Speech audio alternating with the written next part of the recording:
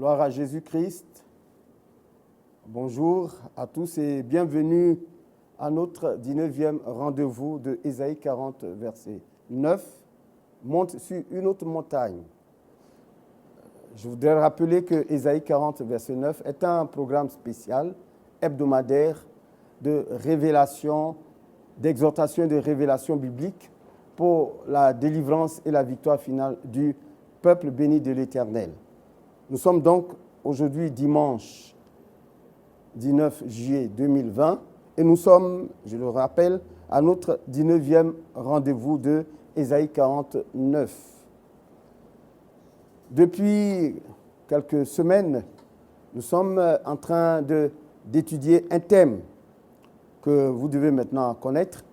Le thème, c'est dans notre guerre spirituelle contre le Covid-19 et ses commanditaires occultes, les 7 armes divines de notre victoire. Et le thème en cours, dans le cadre de ce thème qui est générique, qui est général, que nous traitons depuis quelques semaines, le thème en cours, c'est le poids et la place de la prière dans la guerre spirituelle contre le Covid-19 et ses commanditaires occultes. Le poids et la place de la prière comme arme divine de combat et de victoire. Le thème du jour, dans le cadre de ce thème en cours, le thème du jour, permettez que je vous le présente, la prière, une force divine de révélation personnelle et de repositionnement social. Je vais répéter, thème du jour, la prière, une force divine de révélation personnelle et de repositionnement social. Qu'est-ce que nous devons comprendre par ce thème du jour? Nous voulons dire par ce thème que dans notre guerre spirituelle contre le Covid-19 et ses commanditaires occultes, la prière dans sa dimension de combat spirituel contre le séjour des morts, contre le quartier général de Satan, la prière est une force divine qui nous permet, de nous révéler tels que nous sommes aux yeux de nos ennemis, et qui pousse Dieu à nous repositionner dans la société. Permettez que je répète. Je dis, dans notre guerre, ce que nous devons comprendre par ce thème, par la formulation de ce thème, dans notre guerre spirituelle contre le Covid-19 et ses commanditaires occultes, la prière, dans sa dimension de combat spirituel contre le séjour des morts, c'est-à-dire notamment contre le quartier général de Satan, la prière est une force divine, qui nous permet de nous révéler tels que nous sommes aux yeux de nos ennemis, et qui pousse Dieu, la prière pousse Dieu à nous repositionner dans la société. Cela signifie 2 choses. Première chose que cela doit signifier pour nous ce matin, c'est que lorsque tu es en combat spirituel contre le séjour des morts, tes ennemis vont découvrir et voir ta forme et ta force spirituelle. C'est lorsque tu es en train de combattre l'ennemi, lorsque tu es en train de combattre contre le séjour des morts, contre le quartier général du mal, c'est là que tes ennemis vont voir, ils vont découvrir et ils vont voir ta forme et ta force spirituelle. Ils vont savoir qui tu es vraiment dans le monde spirituel. Es-tu un lion ou es-tu un mouton? Voyez, je rappelle que dans le livre de Nombre, lorsque Balaam, appelé par Balak, s'est attaqué au peuple d'Israël, il y a une chose que Balaam a découvert en ce qui concerne le peuple d'Israël. Nombre chapitre 23, verset 24, il dit c'est un peuple qui se lève comme un lion et qui se dresse comme une lionne. Quand il regarde spirituellement le peuple d'Israël, qui était en train de se reposer au bord du Jourdain, dans la plaine des Moabites, au bord du Jourdain, Balaam le devint, parce qu'il avait des pouvoirs spirituels, et qu'il voulait s'attaquer au peuple d'Israël, il voyait que ce peuple était comme un lion qui se dresse, comme une lionne qui se lève contre ses ennemis et qui est prêt à avaler, qui est prêt à tuer sa proie, à boire le sang de ses victimes. Donc, quand tu t'attaques à tes ennemis, quand tu combats l'ennemi et le quartier général du mal, tes ennemis vont voir spirituellement qui tu es dans ce monde, qui tu es spirituellement dans ce monde. Ils vont voir, par exemple, comme Ésaïe 41 nous le suggère, ils vont voir en toi un traîneau aigu, tout neuf, garni de pointes, prêt à raser les montagnes, à broyer les collines, à déchiqueter les collines, à déchiqueter les montagnes. C'est la première chose que ce thème nous suggère. Qui tu es vraiment pour tes ennemis dans le monde spirituel. Regardez par exemple le cas du Seigneur Jésus-Christ. On le présente comme un agneau. Lorsqu'il s'agit de l'obéissance à Dieu, de la soumission à Dieu, Jésus est regardé comme un agneau. Mais quand il s'agit de se dresser contre ses ennemis, Jésus est regardé comme le lion de la tribu de Juda. Ça, ce sont des images spirituelles, c'est des formes spirituelles des personnes qui combattent le séjour des morts ou qui combattent contre le quartier général du mal. Deuxième chose que ce thème signifie, c'est lorsque, pour défendre l'autorité et le règne de Dieu sur la terre, tu as combattu et que tu as triomphé du séjour des morts, que Dieu sera poussé, Dieu va être poussé à te promouvoir, à te récompenser, à t'élever et à te repositionner socialement dans ta génération et même pour les générations à venir. Voyez, Élie, rappelez-vous, Élie, quand on l'a présenté la première fois sur la scène biblique, on a dit que c'est un homme, Élie, le Kisbite, un des habitants de Galate, et plus tard, l'apôtre Jacques va dire, Élie, un homme de la même nature que nous tous, un homme quelconque. Mais Élie, parce qu'il a combattu contre le régime d'Akab, il a vaincu un régime politico-mystique cruel, dur. Élie, lui seul, sans armes, il a renversé tout ce régime et ce pouvoir, il a fait tomber. Plus tard, Élie va être positionné par Dieu comme le plus grand prophète que Israël ait connu, le plus grand prophète de tous les temps, le plus grand prophète d'Israël de tous les temps. Ce que je veux dire, je reviens sur ces deux points que nous venons de relever. Premièrement, c'est lorsque tu combats tes ennemis que tes ennemis voient qui tu es vraiment dans le monde spirituel. Deuxièmement, lorsque tu as combattu le séjour des morts et que tu as triomphé, alors Dieu est poussé, Dieu est amené, Dieu est encouragé, j'allais dire, à t'élever spirituellement, à te repositionner dans la société et à t'élever spirituellement. Nous allons maintenant revenir sur notre thème. Je rappelle, le thème c'est la prière, une force divine de révélation personnelle et de repositionnement social. Nous allons faire une étude approfondie de ce thème. Qu'est-ce que nous voulons présenter aujourd'hui? Nous sommes en train de parler des armes avec lesquelles nous allons combattre contre les forces démoniaques, les forces sataniques qui soutiennent le Covid-19, qui sont derrière le Covid-19. La prière est une arme dans le cadre de cette guerre. Comment allons-nous comprendre que la prière est une force divine de révélation personnelle et de repositionnement social? Pour comprendre cette dimension de la prière comme force divine, nous allons nous poser deux questions essentielles. La première question, quelle est la vision divine du Covid-19? C'est-à-dire, comment Dieu voit-il l'irruption, l'apparition de ce fléau dévastateur dans tous les domaines de la vie terrestre? Comment Dieu voit cela?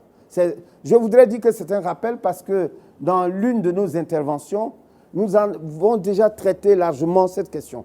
Mais dans le cadre de l'étude de ce jour, il est bon de rappeler cela. Comment Dieu voit-il le Covid-19 sur la terre?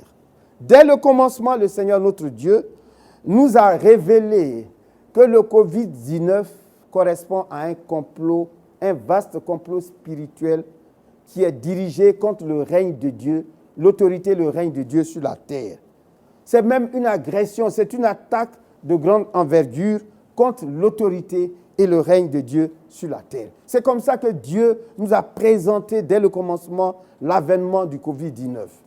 Il nous a dit, attention, ce fléau dévastateur n'est que le reflet d'un complot, un vaste complot spirituel qui est dirigé contre le règne, contre l'autorité et le règne de Dieu sur la terre.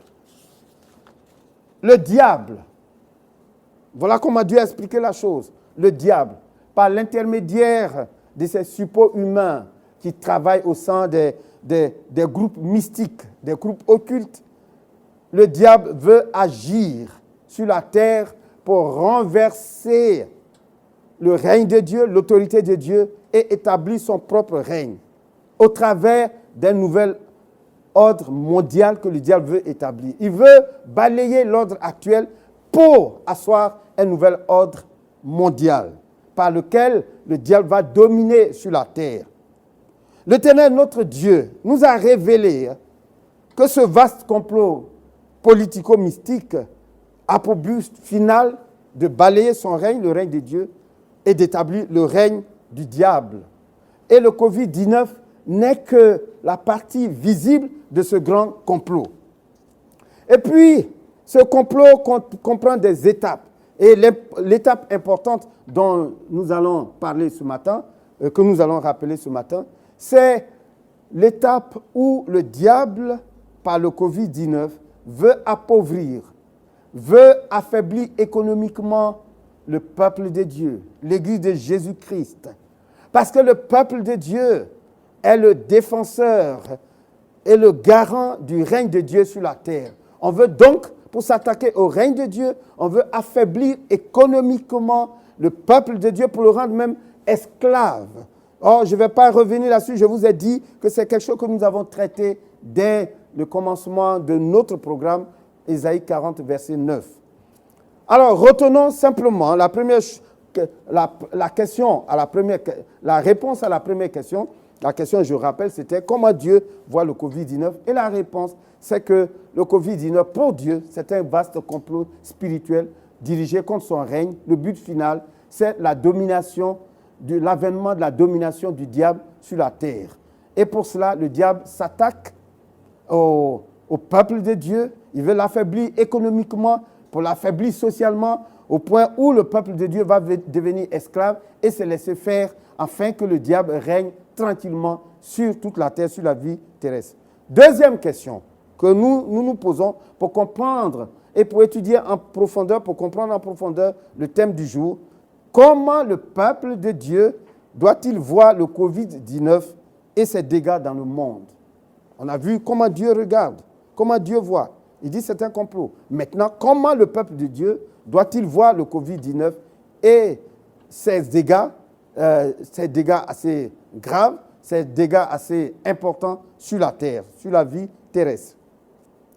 Le peuple de Dieu, et c'est ce que je voudrais vous inviter ce matin à comprendre, à saisir comme pensée de Dieu, le peuple de Dieu doit regarder le Covid-19 comme un défi lancé, comme un défi que le diable lance, que les commanditaires occultes lancent, un défi lancé au monde entier, un défi lancé à toutes les nations de la terre, un défi lancé au peuple de Dieu, particulièrement sur la terre, un défi qui est lancé à l'Église de Jésus-Christ. Ce défi que représente le Covid-19 est exprimé pour le peuple de Dieu sous la forme d'interrogations, de préoccupations, j'allais dire légitimes, au niveau des nations, au niveau des organisations, des entreprises, au niveau des villes et des villages, au niveau des communautés, des familles et même au niveau individuel. Ce défi s'exprime sous la forme d'interrogations et de préoccupations légitimes. Par exemple, j'ai recensé quelques préoccupations.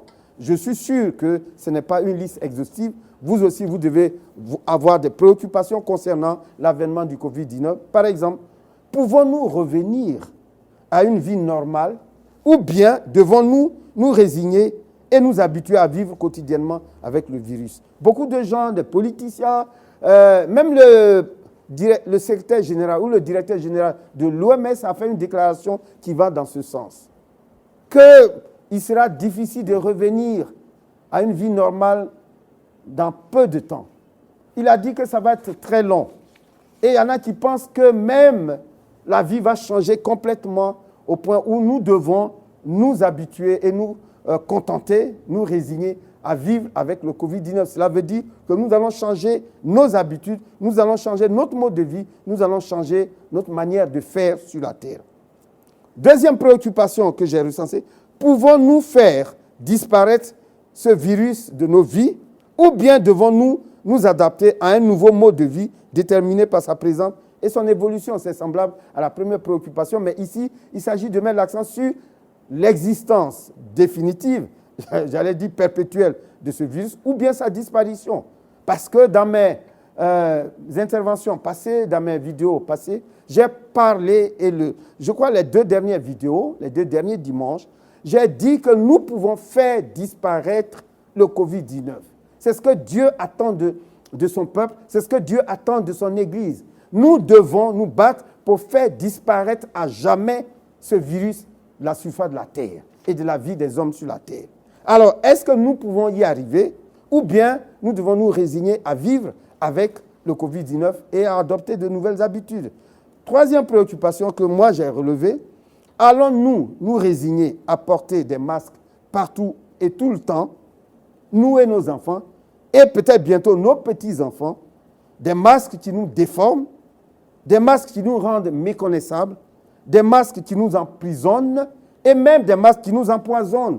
Est-ce que nous devons nous résigner à porter partout et tout le temps des masques?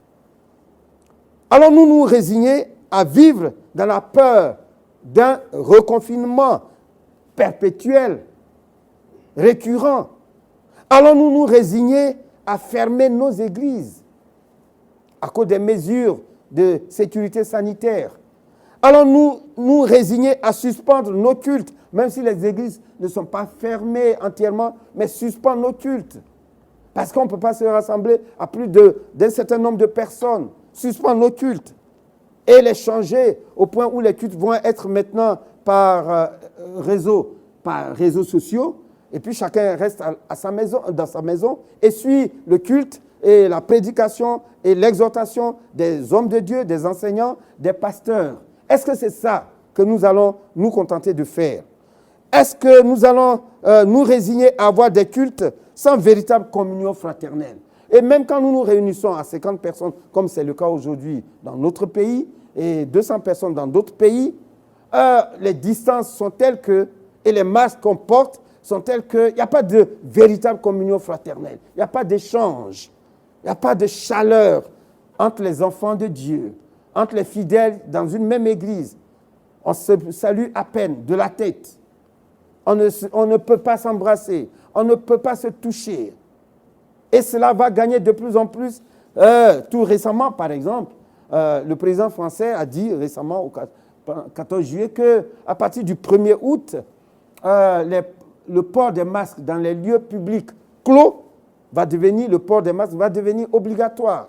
Ça veut dire que petit à petit, on va empiéter sur la liberté, sur nos habitudes. Et puis, on va être confiné, on va être confiné derrière des masques, on va être confiné à la maison, on va être confiné partout. Et finalement, la liberté va disparaître. Et même pendant nos cultes, il n'y a plus de communion fraternelle, il n'y a plus de chaleur. Même la communion avec Dieu disparaît petit à petit. Parce qu'on est enfermé, parce qu'on est stressé, parce qu'on est coincé.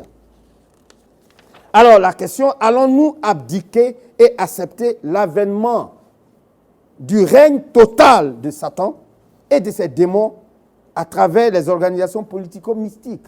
Parce que ce que Satan cherche à faire, je l'ai dit tout à l'heure, et c'est ce que la vision de Dieu, par le Covid-19, Satan veut asseoir son règne.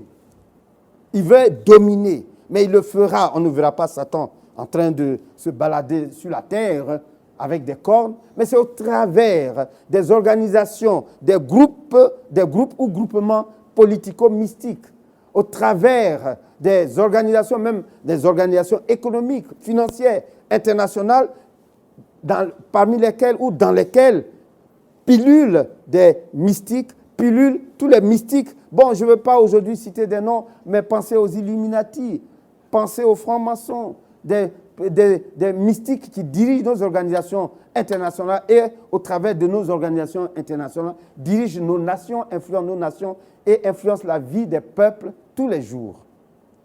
Alors, est-ce que nous allons abdiquer?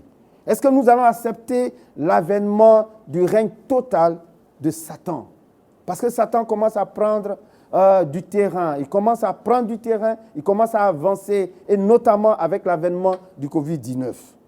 Ou bien, allons-nous décider et nous engager à relever ce défi que nous lance le Covid-19? Je reprends cette question. Est-ce que nous allons abdiquer et accepter l'avènement progressif du règne de Satan sur la terre, dans nos vies, dans tous les domaines de la vie terrestre, ou bien allons-nous décider et nous engager à relever le défi que nous lance le Covid-19? Qu'allons-nous faire maintenant et comment allons-nous le faire? Voici la question essentielle à laquelle nous allons répondre ce matin. Nous avons dit que le Covid-19, aux yeux de Dieu, est un complot spirituel contre l'autorité et le règne de Dieu sur la terre. Aux yeux du peuple de Dieu, c'est un défi. Un défi que nous lancent les commanditaires occultes, les organisations occultes, que nous lance Satan par le Covid-19, c'est un défi. Est-ce qu'on va accepter? Est-ce qu'on va se résigner? Ou bien on va se lever et on va engager le combat pour relever le défi que nous lance le Covid-19? Qu'allons-nous faire maintenant et comment allons-nous le faire? Pour savoir que faire et comment faire, nous allons aller dans la Bible et sur le témoignage intéressant, édifiant, instructif d'un jeune homme, le témoignage du jeune David, face au défi lancé par le géant Goliath. Vous connaissez cette histoire, on va lire quelques passages, et puis je suis sûr que vous savez déjà, vous allez vous retrouver, et on va faire quelques commentaires pour nous permettre de comprendre ce que nous devons faire face au défi que nous lance le Covid-19. Je suis donc à 1 Samuel chapitre 17, et je lirai à partir du verset 8 jusqu'au verset 10, et puis ensuite, je vais citer les autres versets que nous allons lire. Mais ça va aller du verset 8 jusqu'au verset 37, mais avec des sauts de paragraphes. 1 Samuel chapitre 17. Le Philistin. Bon, vous saviez qu'en ce temps, cette histoire raconte une guerre qui est déclenchée entre Israël, le peuple de Dieu, la nation de Dieu, et les Philistins qui ont été de tout temps leurs ennemis, leurs voisins et leurs ennemis. Donc, en ce temps où cette histoire a été écrite, les Philistins étaient en guerre contre Israël. Et les deux armées se sont avancées au lieu du combat, une armée d'un côté, l'autre armée de l'autre. Nous sommes au verset 8. Le Philistin s'arrêta et, s'adressant aux troupes d'Israël rangées en bataille, il leur cria: « Pourquoi sortez-vous pour vous ranger en bataille? Ne suis-je pas le Philistin? Et n'êtes-vous pas des esclaves de Saül? Choisissez un homme qui descende contre moi. S'il peut me battre et qu'il me tue, nous vous serons assujettis.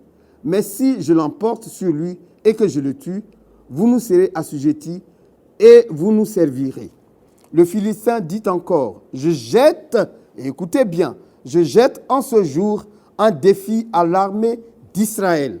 Donnez-moi un homme et nous nous battrons ensemble. » Saül et tout Israël entendirent ces paroles du Philistin et ils furent effrayés et saisis d'une grande crainte.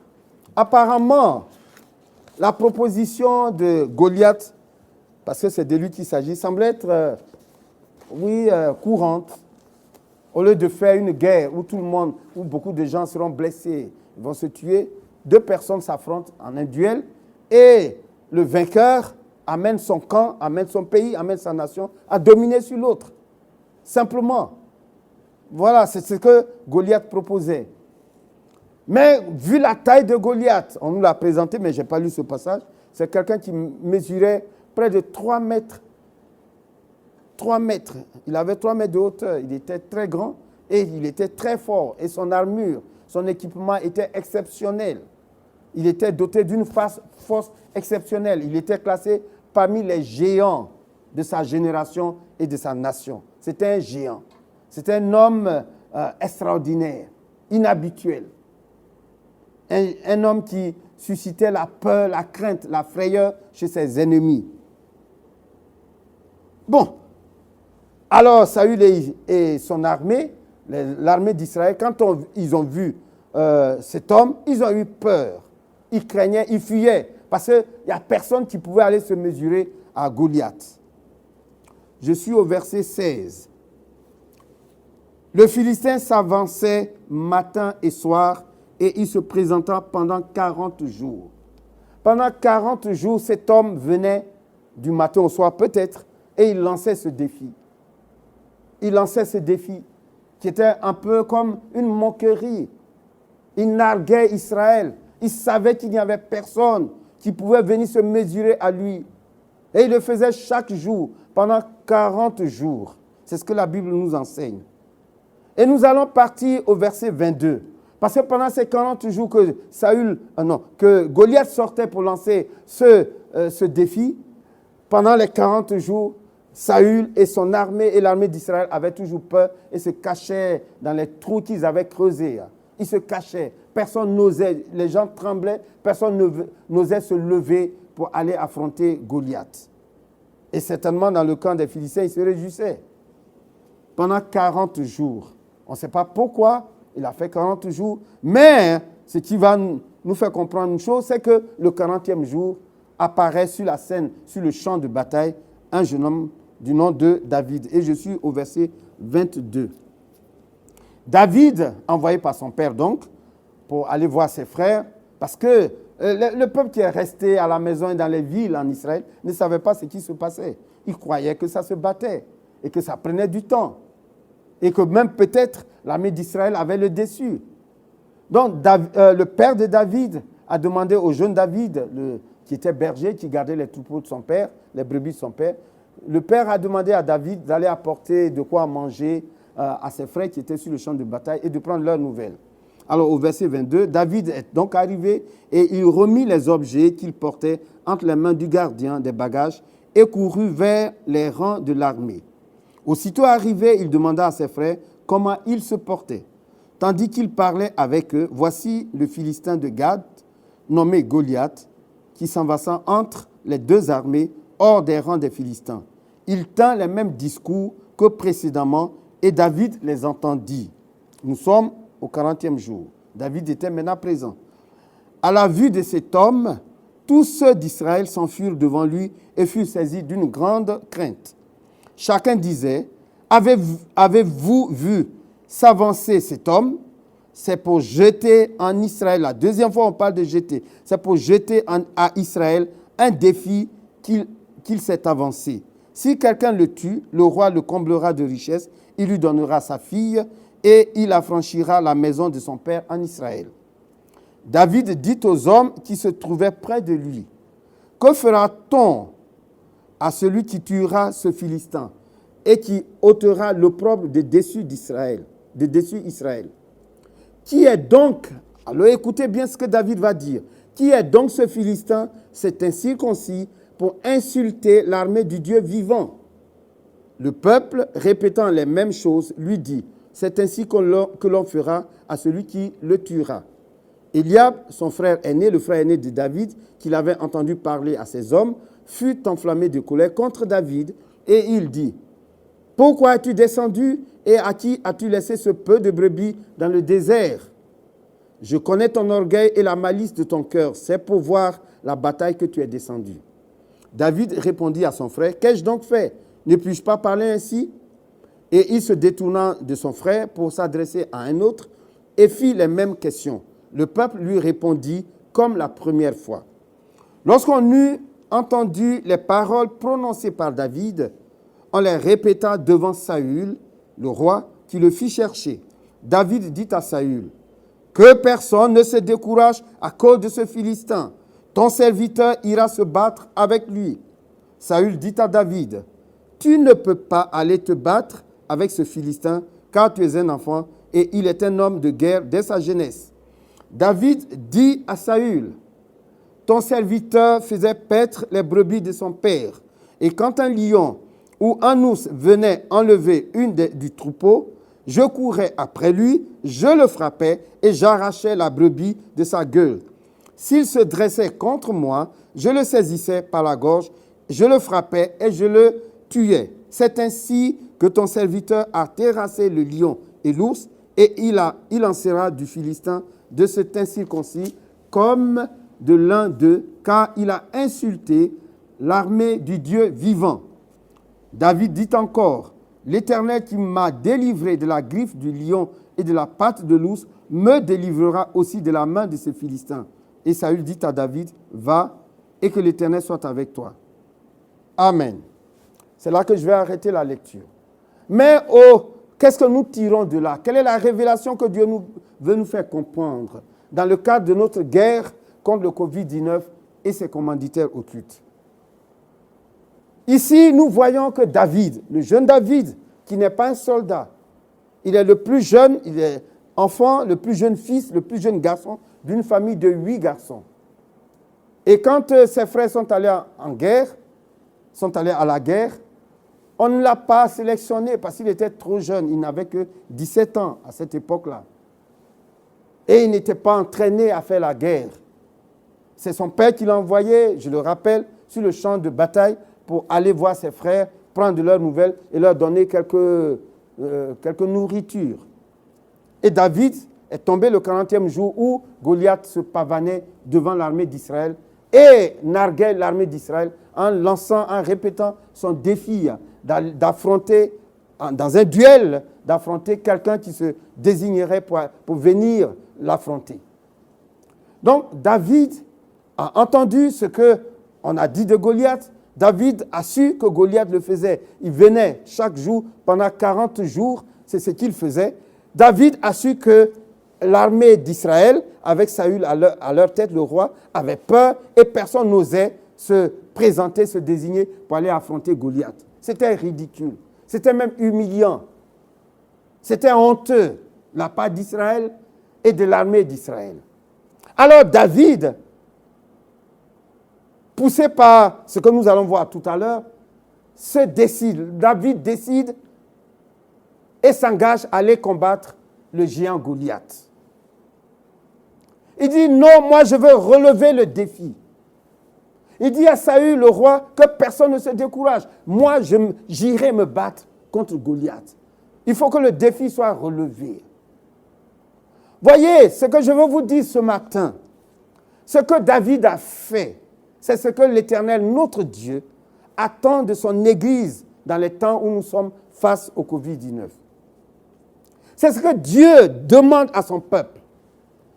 Relever le défi qui est lancé par le Covid-19. Parce que tout à l'heure, nous avons dit que le Covid-19 est regardé et doit être regardé par le peuple de Dieu comme un défi lancé au monde entier, bien sûr, mais surtout à l'Église de Jésus-Christ.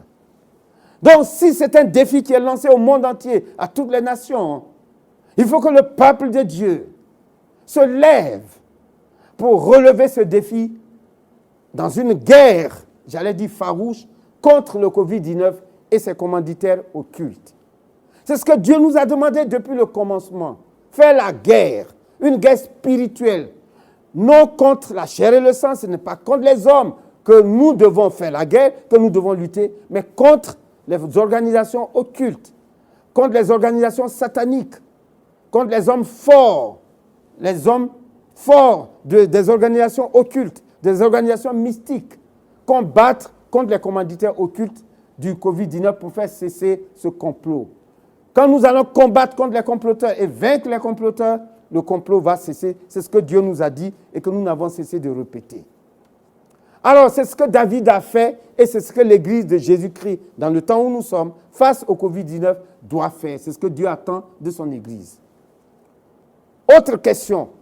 Qu'est-ce qui a poussé David à vouloir se battre contre le géant Goliath? C'est vrai, il a voulu relever le défi, mais pourquoi? Qu'est-ce qui l'a poussé? Parce que c'était un acte téméraire. C'est vrai, c'est un acte courageux, Parce qu'il a dit que personne ne se décourage. Donc, lui, il est animé de courage. C'est un acte courageux, mais c'est un acte téméraire. C'est un acte audacieux. C'est un acte risqué. Aller affronter, toi, jeune homme de 17 ans, qui ne sait pas manier les armes, qui n'a pour arme qu'une fronde et avec des pierres. Comment peux-tu aller affronter quelqu'un, un homme de guerre, qui a des lances, qui a des javelots, qui a des boucliers, qui a des cuirasses, qui est armé, équipé pour la guerre, et qui est très fort, qui est exceptionnel, un géant de près de 3 mètres de haut. Qu'est-ce qui a poussé David? Alors, laissez-moi vous dire que c'est la vision que David avait du défi que Goliath a lancé. Je vais vous éclairer là-dessus parce que c'est une révélation biblique. C'est la révélation de la pensée de Dieu concernant notre situation dans laquelle nous nous trouvons. Allons-y en 1 Samuel chapitre 17, les versets 26, les versets 36 et le verset 45. On a déjà lu, mais je vais les reprendre, sauf le verset 45 que nous n'avons pas lu. Voyez au verset 26, je suis en 1 Samuel chapitre 17, au verset 26, la Bible dit, David dit aux hommes qui se trouvaient près de lui, que fera-t-on à celui qui tuera ce Philistin et qui ôtera l'opprobre de dessus Israël? Qui est donc ce Philistin, cet incirconcis, pour insulter l'armée du Dieu vivant? David regarde le défi qu'on a lancé à l'armée d'Israël, que Goliath a lancé à l'armée d'Israël, comme une insulte à l'armée d'Israël, l'armée du Dieu vivant. Deuxième passage qui redit la même chose, au verset 36. On lui dit, c'est ainsi que ton serviteur, enfin c'est David qui parlait à Saül, il dit à Saül, c'est ainsi que ton serviteur a terrassé le lion et l'ours, et il en sera du Philistin, de cet incirconcis, comme de l'un d'eux, car il a insulté, cet incirconcis, a insulté l'armée du Dieu vivant. David encore, devant Saül, dit que Goliath a insulté l'armée du Dieu vivant. Regardez dans les termes que Goliath a utilisés, on ne voit pas vraiment d'insulte d'une manière ouverte, d'une manière explicite. Il dit que quelqu'un vienne se battre contre moi, c'est tout. S'il gagne, s'il me tue, bon, nous vous serons assujettis, nous serons vos esclaves, mais si c'est moi qui le tue, vous serez nos esclaves. C'est ce qu'il a dit et qu'il le répétait pendant 40 jours. Mais quand David entend cela, parce que c'est un défi qu'on lance à l'armée d'Israël, David entend, lui comprend que c'est une insulte. Et la troisième fois, devant maintenant Goliath, voici ce que David va dire. Je suis au verset 45. David dit aux Philistins, tu marches contre moi avec l'épée, la lance et le javelot, et moi je marche contre toi au nom de l'Éternel des armées, du Dieu de l'armée d'Israël, que tu as insulté. Pas que tu as insulté le Dieu, mais ici, que tu as insulté, il y a eux mieux. Donc, on parle de l'armée d'Israël, l'armée du Dieu vivant, que Goliath aurait insulté aux yeux de David. Alors, qu'est-ce que nous tirons de là? Voici la pensée de Dieu qui est révélée dans ces 3 versets que nous venons de lire et qui a fondé la décision de David. Pour le jeune David, Goliath a osé minimiser, il a osé mépriser, il a osé insulter l'armée du Dieu vivant. Je vais m'expliquer tout à l'heure. Pour David, un tel défi de la part de Goliath constitue une menace, constitue même une attaque contre le trône et le règne de Dieu en Israël. Je veux dire, pour David, c'est insupportable, c'est inadmissible qu'on lance un défi à l'armée du Dieu vivant. Voyez 2 choses. Comment David comprend la chose? Quand on lance un défi à l'armée d'un roi, quand on minimise l'armée d'un roi, quand on méprise l'armée d'un roi, on est en train de montrer que le roi n'est pas en sécurité, que le roi vaut rien, que le roi même est faible, parce qu'un roi est fort par la puissance de son armée. Un roi est en sécurité. Son règne et son trône sont en sécurité par la puissance de son armée. Donc si l'armée du roi est faible, c'est que le règne, c'est que le pouvoir du roi est faible. Le pouvoir du roi est en danger. N'importe qui peut venir renverser le pouvoir du roi. N'importe qui peut venir renverser le trône du roi. Voilà ce que David a compris. C'est pour cela qu'il regarde cela comme une insulte. Que votre Dieu n'est pas aussi fort que vous le pensez. Parce que son armée, voici, c'est une petite armée. Une armée qui est faite de soldats qui tremblent, qui ont peur, des lâches, des peureux. Ils ne sont pas capables de défendre le règne de leur Dieu, le trône de leur Dieu. Ils ne sont pas capables. Parce que pour Goliath, il représente ces dieux, les dieux philistins. Et il vient contre l'armée d'Israël qui représente, qui incarne et qui défend le trône et le règne du Dieu d'Israël. Et qu'est-ce que Goliath voit? Une armée faible. Il n'y a personne là-bas. Il n'y a aucun héros. Il n'y a personne qui soit capable, qui soit courageux, suffisamment courageux pour l'affronter, lui, Goliath. Alors David a compris tout de suite l'enjeu.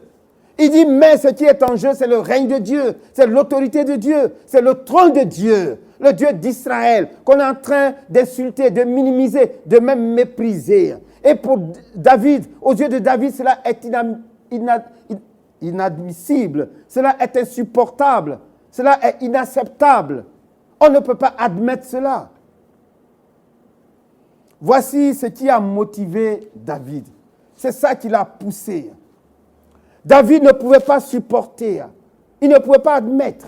Il dit non, on ne peut pas traiter l'armée de notre Dieu de cette manière parce que c'est l'armée qui garde, qui défend et qui protège sur la terre le trône et le règne de Dieu. Si notre armée est traitée de cette manière de faiblard, ça veut dire que le règne de Dieu, le trône de Dieu n'est pas protégé, ne peut pas être défendu sur la terre. Voilà ce que David a compris. Et c'est pour cela qu'il a dit, moi j'irai. Mais pour comprendre mieux la chose, allons-y encore. Quelles sont les trois choses que David avait à l'esprit ou que David savait lorsqu'il est arrivé sur le champ de bataille? Il n'était pas allé pour se battre. Mais il y a trois choses que David savait, dont David était conscient. La première chose que David savait, c'est que lui, David, quelque temps auparavant, avait été choisi parmi ses frères, ses sept grands frères, il avait été choisi et oint pour être roi en Israël. À la place de Saül, bien sûr, mais succéder à Saül peut-être. David avait été oint par Samuel le prophète, dans la maison de son père, en présence de toute sa famille et notamment en présence de ses grands frères qui n'ont pas été choisis. C'est David qu'on a pris, le dernier des 7 garçons, des 8 garçons, comme je l'ai dit tout à l'heure. Donc David savait qu'il avait été choisi par Dieu. Il savait maintenant quel était son destin. Il savait que Dieu l'avait choisi. Il était un élu de Dieu, même si ça a été fait secrètement. Mais David savait qu'il a reçu l'onction par la main du prophète Samuel et choisi donc par Dieu. David savait ça. Deuxième chose que David savait, il savait que le roi en Israël, écoutez-moi bien, le roi en Israël est l'incarnation, le garant et le défenseur du trône et du règne de Dieu en Israël. La mission du roi, c'est d'incarner, c'est de garantir, c'est de protéger ou de défendre le trône et le règne de Dieu en Israël. C'était ça la mission du roi. Quand on choisit Dieu, choisit un roi et qu'il l'établit, c'est pour que le roi incarne le règne de Dieu. C'est pour que le roi défende le trône et le règne de Dieu. C'est pour que le roi garantisse le règne et la présence de Dieu en Israël, sur le sol d'Israël. La troisième chose qui découle de ces deux premières choses, c'est que ayant reçu l'onction de la part de Dieu, étant choisi par Dieu, David savait et il était convaincu que ce qu'il voyait là, c'est lui, David, sur qui Dieu compte pour relever le défi lancé par Goliath. ce défi qui est insultant et humiliant pour le grand Dieu, le Dieu d'Israël. David était convaincu que c'est lui, David, que Dieu attendait. C'est pour ça que ça a duré certainement 40 jours jusqu'à ce que David arrive. David était convaincu puisqu'il savait qu'il avait été oint, choisi par Dieu. Il avait été oint pour être roi, le garant du règne de Dieu, le garant de la présence et de l'autorité de Dieu en Israël. C'est ce qu'on appelle un zèle et une témérité. C'est ça qui a poussé David. David savait que c'est sur lui que Dieu compte. Ce que je veux dire ce matin, mes amis, Église de Jésus-Christ, peuple de Dieu, c'est que ce que David a fait, c'est ce que Dieu attend de son Église dans nos générations face au Covid-19.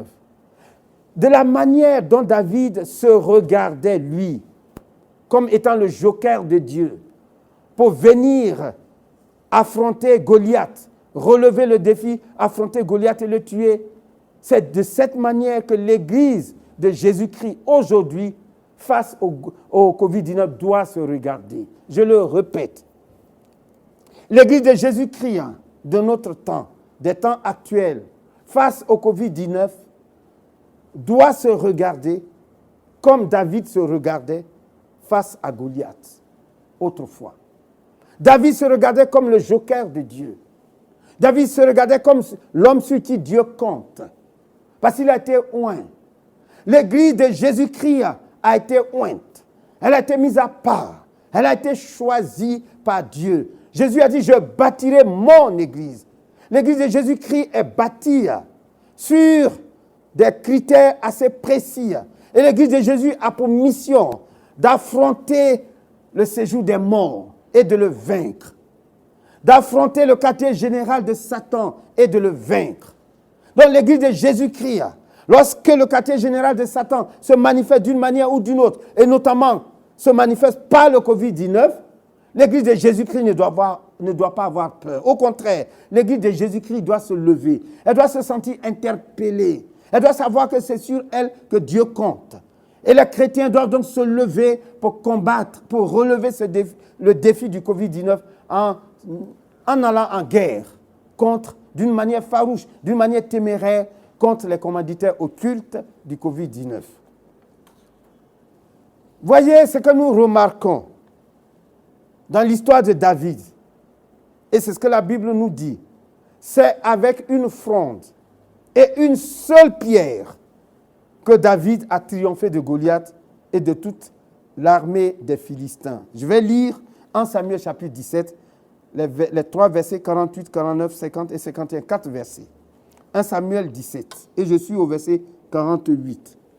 La Bible dit, aussitôt que le Philistin se mit en mouvement pour marcher au-devant de David, David courut sur le champ de bataille à la rencontre du Philistin. Il mit la main dans sa gibecière. Il prit une pierre et la lança avec sa fronde. Il frappa le Philistin au front et la pierre s'enfonça dans le front du Philistin qui tomba le visage contre terre. Verset 50. Ainsi, avec une fronde et une pierre, David fut plus fort que le Philistin. Il le terrassa et lui ôta la vie, sans avoir d'épée à la main. Il courut, s'arrêta près du Philistin, se saisit de son épée qu'il tira du fourreau, le tua et lui coupa la tête. Les Philistins, voyant que leur héros était mort, prirent la fuite. Donc je disais que c'est avec une fronde et une seule pierre que David a triomphé du géant Goliath. Ce que nous devons tirer de là, pour triompher du Covid-19 et de ses commanditaires occultes, c'est l'appel que je viens vous lancer, c'est la nouvelle que je viens vous donner. Le peuple de Dieu n'a pas besoin d'être nécessairement en grand nombre. Ça, c'est la première chose. David était seul. David est parti seul affronter Goliath. David est parti seul relever le défi. Et il n'avait que pour seule arme une fronde avec quelques pierres qu'il a mises dans la gibecière, mais il n'a utilisé qu'une seule pierre pour terrasser. Et plus tard, il va prendre pour terrasser Goliath. Et plus tard, il va prendre l'épée de Goliath pour décapiter Goliath. Et ainsi, l'armée, non seulement leur champion, leur héros était vaincu, mais l'armée des Philistins était également vaincue et ils ont commencé à fuir, poursuivis plus tard par l'armée d'Israël. Donc, on n'est pas obligé d'être forcément en grand nombre avant de nous lever et de combattre efficacement le Covid-19 et ses commandités occultes. Deuxième remarque, nous n'avons pas non plus besoin d'un équipement spirituel sophistiqué. On a donné, Saül, le roi, a donné son équipement de guerre à David. David ne pouvait pas supporter et il n'a pas utilisé. Il a utilisé ce qu'il avait dans la main. Et c'est une seule pierre qui a frappé Goliath et a terrassé Goliath. Et a mis fin au règne de Goliath et de ses dieux. Nous pouvons vaincre le Covid-19 et ses commandités occultes. Nous n'avons pas besoin d'un équipement spirituel sophistiqué. Il ne faut pas forcément des grands prophètes dotés de grands dons, de révélations, non. Ce que Dieu veut nous faire comprendre par cette révélation biblique basée sur le témoignage de David face à Goliath, c'est que nous n'avons pas besoin d'équipements spirituels sophistiqués. Nous n'avons pas besoin du grand nombre. Une seule personne, un seul chrétien, une petite église peut se lever avec témérité, avec courage, avec détermination et vaincre le Covid-19 et ses commanditaires occultes. Nos prières seront comme, en tant que petite église, en tant qu'une seule personne, en tant qu'une seule famille, la prière que nous allons libérer, la prière que nous allons dégager, ou le combat spirituel que nous allons engager contre le Covid-19 et ses commanditaires occultes ressemblera à la pierre de David. Parce que la pierre, c'est le Saint-Esprit. Quand David a lancé la pierre, c'est le Saint-Esprit qui s'est saisi de la pierre. Malgré les déplacements de Goliath, le Saint-Esprit est parti là où il fallait, a amené la pierre là où il fallait, sur le front. Là où il n'y avait pas d'équipement, il n'y avait pas de protection entre les yeux. C'est là que la pierre est partie. C'est vrai que David est à droite, mais l'homme était en mouvement. Son adversaire, Goliath, était en mouvement. C'est le Saint-Esprit qui s'est saisi de la pierre pour frapper Goliath là où il fallait le frapper pour le faire tomber. Quand tu vas prier dans ta maison, quand tu vas combattre à minuit, quand tu vas combattre à 3 heures du matin, quand tu vas combattre à 4 heures du matin, quand tu vas dévancer l'aurore, quand tu vas commander au matin par des prières solides, alors le Saint-Esprit va te saisir de ta prière pour frapper toute cette organisation politico-mystique, quelle que soit sa forme, quelle que soit sa taille, quelle que soit sa force. Je dis, ta seule prière, ta prière à toi seul peut renverser toute cette organisation politico-mystique dont le Covid-19 n'est que le reflet. Pour faire tomber cette organisation qui a fait naître ce Covid-19, nous n'avons pas besoin d'être nombreux, je le répète, et nous n'avons pas besoin d'avoir un équipement spirituel spécial. Notre détermination, comme le cas de David, notre détermination, notre zèle, notre témérité, notre courage suffisent pour vaincre le Covid-19 et ses commanditaires occultes. Alors je suis à la conclusion. Voyez, pour tirer la conclusion, parce que n'oubliez pas, nous avons dit que la prière est une force divine de révélation personnelle et de repositionnement social. La révélation personnelle, c'est l'homme qui se révèle et c'est Dieu qui le repositionne. Alors nous allons, dans la conclusion, revenir sur ce thème et faire comprendre qu'est-ce que nous avons développé ce matin. 1 Samuel chapitre 17, nous sommes toujours dans l'histoire de David, chapitre 17, verset 55, verset 56 et verset 58. C'est vers la fin. Lorsque Saül, le roi d'Israël, avait vu David marcher à la rencontre du Philistin, quand il a vu sur la scène, sur le champ de bataille, face à Goliath, il a vu David bouger à la rencontre du Philistin, le roi avait dit à Abner, son chef de l'armée, « De qui ce jeune homme est-il fils ?» Abner a répondu, « aussi vrai que ton âme est vivante, ô roi, je l'ignore. Et puis au verset 50, je continue. Informe-toi donc de qui ce jeune homme est fils, dit le roi. Et quand David fut de retour après avoir tué le Philistin, Abner le prit et le mena devant Saül. Et David avait à la main la tête du Philistin. Au verset 58, Saül lui dit, de qui es-tu fils, jeune homme? De qui es-tu fils? Et David répondit, je suis fils de ton serviteur Isaïe, Bethlémite. Oui, David avait pour père Isaïe de Bethléem. Mais la révélation biblique, et nous sommes à un temps de révélation biblique, de la pensée de Dieu. Ici, il ne s'agit pas du père naturel. Parce que Saül, ce qu'il a demandé, un jeune homme de 17 ans, qui n'est pas un soldat expérimenté, qui n'a pas la maîtrise des armes conventionnelles de combat et de guerre. Comment ce jeune homme peut-il se lever lui seul et aller affronter? En ce moment où Saül le regardait, il n'avait pas encore tué Goliath, mais il se déplaçait avec courage, avec détermination, avec assurance. Et Saül a été intrigué. Il dit, mais de qui est-il fils? Qui a formé ce jeune homme? D'où est-il venu? Comment peut-il se révéler de telle manière comme un champion, comme le héros, comme celui sur qui Dieu compte pour relever ce défi que nous, mon armée et moi, nous n'avons pas pu relever pendant 40 jours. De qui es-tu fils?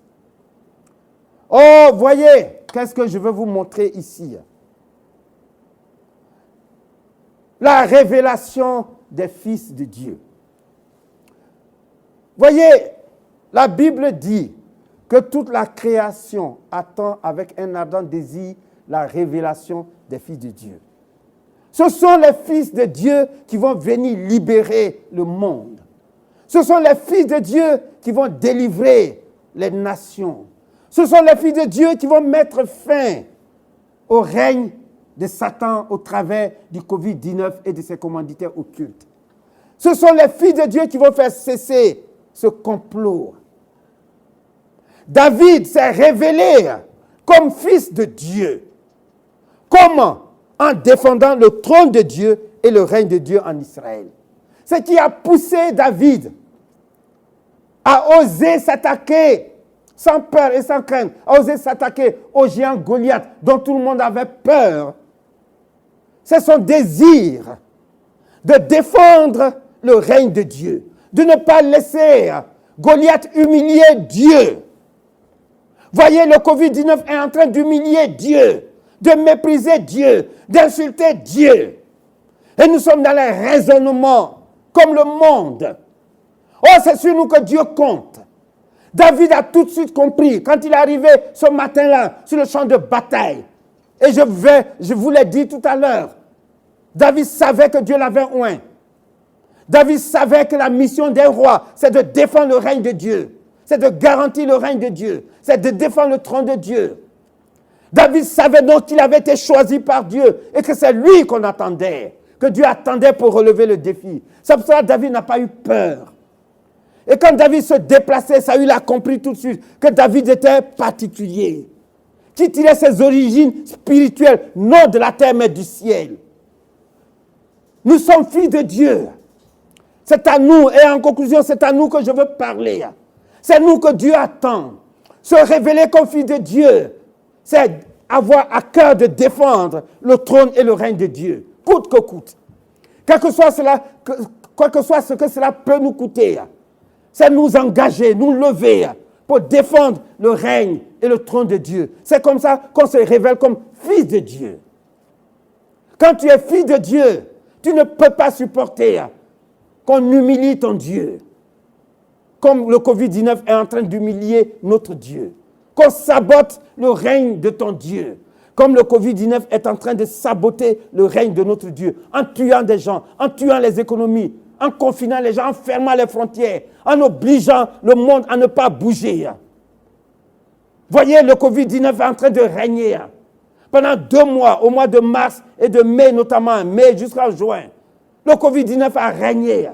Il n'y avait plus de circulation, ni dans les villes, ni entre les nations.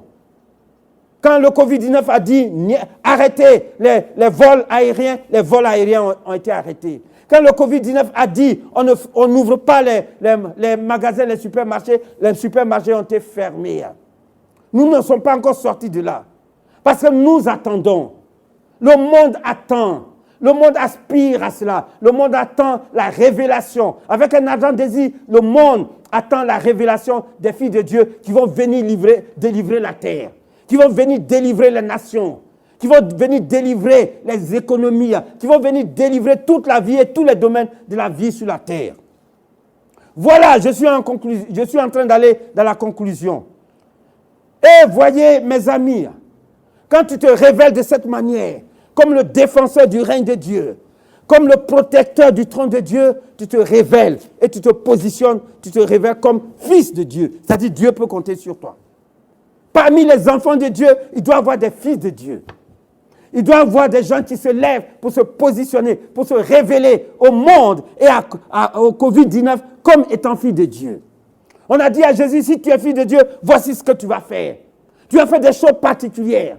Alors ce matin, j'ose dire aux enfants de Dieu qui m'écoutent et qui m'entendent, qui me suivent, que Dieu vous bénisse. Mais si tu es fils de Dieu, si nous sommes fils de Dieu, nous devons nous lever pour défendre le règne de Dieu, pour défendre le trône de Dieu. Nous ne devons pas laisser le Covid-19 malmener le règne de Dieu sur la terre. Mépriser le règne de Dieu sur la terre. Parce qu'en méprisant le règne de Dieu, c'est comme si Dieu est méprisé. Et c'est ce que David avait compris en son temps. C'est pour ça qu'il n'a pas hésité à se lever. Église de Dieu, n'hésite pas à te lever. En conclusion, parce que nous avons parlé de repositionnement social.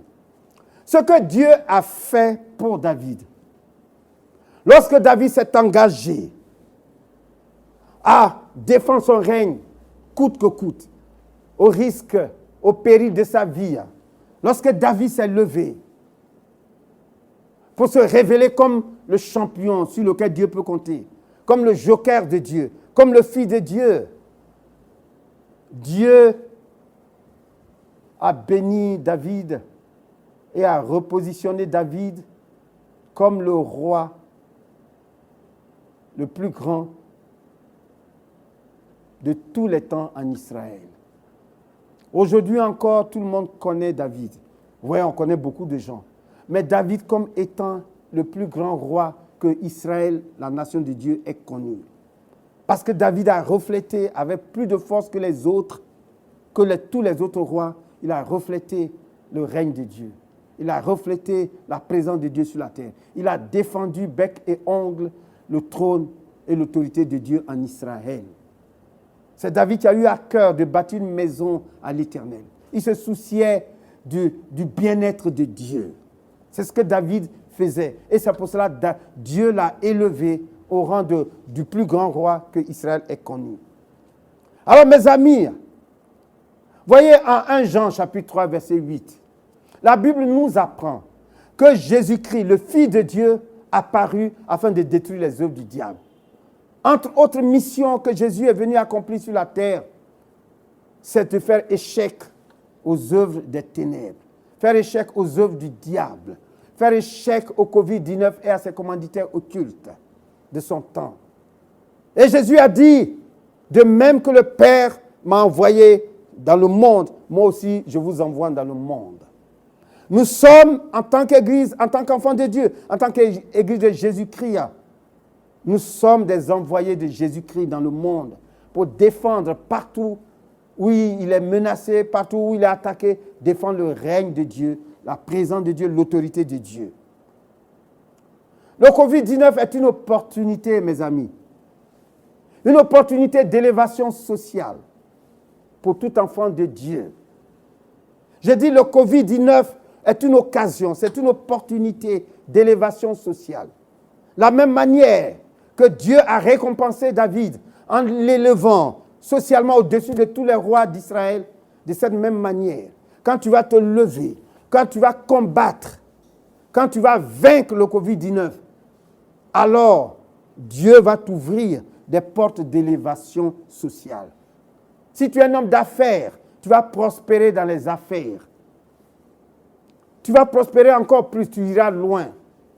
Qui que tu sois, où que tu sois ministre de Dieu, que tu sois homme d'affaires, que tu sois commerçant, quelle que soit l'activité que tu mènes, que tu sois politicien, si tu prends le temps, ne serait-ce qu'une fois par jour, quelques minutes, 15, 20, 30 minutes par jour et la nuit, si tu prends le temps pour combattre le Covid-19, pour défendre le règne de Dieu sur la terre, il n'y a pas de raison, et je viens te le dire de la part de l'Éternel, il n'y a pas de raison que Dieu ne fasse pas ta promotion. Comme il a fait la promotion de Élie autrefois, comme il a fait la promotion de David. Élie a été élevé parce qu'Élie a affronté lui seul un régime, un pouvoir mystique, occulte, cruel, inique. Et il a terrassé, il a décapité ce pouvoir. David, lui seul, s'est levé, jeune homme, pour affronter Goliath, le géant Goliath. Et il l'a vaincu, il l'a décapité. Si tu te lèves, enfant de Dieu, si tu te révèles comme fils de Dieu, comme joker de Dieu, Dieu va te récompenser. Dieu va ouvrir les portes de la bénédiction, de l'élévation sociale, de la réussite. Et tu seras plus grand, tu seras plus prospère après le Covid-19, après ta victoire sur le Covid-19, que tu ne l'étais auparavant. La question est de savoir, est-ce que nous pouvons retrouver une vie normale? Je dis oui, nous allons retrouver une vie normale et plus que normale. Nous allons retrouver une vie brillante. Nous allons retrouver une vie prospère. Nous serons encore mieux parce que nous aurons combattu et vaincu. Nous nous regarderons comme forts, comme des jokers de l'Éternel. C'est par ton combat, mon ami, toi qui m'écoutes, c'est par ton combat spirituel, c'est-à-dire par ta prière et ta victoire sur le Covid-19 et ses commanditaires occultes que tu pousseras ton Dieu à te faire entrer dans ta destinée prophétique. Le Covid-19 est une opportunité pour que tu entres dans ta destinée. Mais il s'agit de te lever avec courage, avec détermination et quelquefois avec témérité et combattre. Oh, mais comment tu sauras que tu as vaincu? C'est Dieu qui sait. Parce que quand tu seras en train de combattre dans ta maison ici, dans ce pays, ici, en Côte d'Ivoire, tu peux renverser toutes les organisations occultes qui se trouvent aux États-Unis, qui se trouvent en Australie, qui se trouvent en Russie, qui se trouvent en Europe, qui se trouvent en Inde, qui se trouvent en Chine. C'est Dieu qui va diriger ta prière, là où il faut la diriger. De la même manière que le Saint-Esprit a dirigé la pierre de David, là où il fallait la diriger pour vaincre Goliath. La prière que tu vas faire dans ta maison, c'est Dieu qui va la prendre et la diriger là où ça va faire le plus mal aux organisations occultes qui sont les commanditaires occultes du Covid-19. C'est comme ça que le Covid-19 sera terrassé. Le monde n'a pas besoin de savoir que c'est toi. Mais Dieu a besoin de savoir que c'est toi et il va te relever, il va t'élever socialement, il va te repositionner socialement et tu seras en haut et tu ne seras plus jamais en bas. Tu seras devant et tu ne seras plus jamais derrière. Voilà ce que j'étais venu vous révéler ce matin, la pensée de Dieu. La prière est donc une force divine qui nous permet de nous révéler comme fils de Dieu, personnellement. De nous révéler comme des jokers de Dieu, comme des champions de Dieu. Et permettre à Dieu, pousser Dieu à nous repositionner socialement lorsque nous aurons obtenu la victoire contre ceux qui dérangent le règne de Dieu, à savoir le Covid-19 et ses commanditaires occultes. Que Dieu nous bénisse. Merci de m'avoir suivi. Que Dieu nous bénisse. Je vais prier. Seigneur, notre Dieu et notre Père, par ta grâce et par ta volonté, et selon la direction de ton Saint-Esprit, nous avons parlé ce matin à ton peuple. Tu nous as dit, monte sur une haute montagne et publie la bonne nouvelle à toute la terre. Je crois que, Seigneur, par ton soutien, je suis monté ce matin sur la haute montagne. Nous sommes montés, mes fils et moi, mes enfants et moi, ceux qui m'accompagnaient moi-même, nous sommes montés sur une autre montagne et nous avons publié la bonne nouvelle, à savoir que par notre combat spirituel, non seulement nous allons vaincre le Covid-19 et ses commanditaires occultes, mais toi, Dieu, tu seras poussé à nous repositionner socialement, à nous élever dans notre génération et dans les générations à venir. Alors, Papa, merci de nous avoir conduits ainsi dans cette étude et dans cet échange. Seigneur, bénis tes serviteurs et tes servantes qui m'ont suivi ce matin, qui ont capté ta pensée au travers, Seigneur, de cet échange. Je veux que tu les bénisses et qu'ils se lèvent pour, Seigneur, saisir cette opportunité qu'est le Covid-19 pour entrer dans leur destinée prophétique. Tu m'as, Seigneur, promis que tu le ferais pour tout enfant de Dieu qui se lèverait. Alors je crois que tu vas le faire et je proclame que tu vas le faire. Ton peuple sera béni. La vie après la victoire sur le Covid-19 sera une vie meilleure. Parce que nous allons vaincre le Covid-19, nous allons le faire disparaître et la vie sera meilleure qu'elle ne l'était auparavant. Car le Covid-19 devient une opportunité pour que la vie change en mieux. Merci, Papa, pour ce que tu as fait ce matin au travers de cette exhortation. Nous te donnons la gloire au nom de Jésus-Christ. Amen. Alors que Dieu nous bénisse, bien-aimés de l'Éternel. Nous avons ainsi terminé notre rendez-vous de ce matin. À bientôt. Que Dieu nous garde.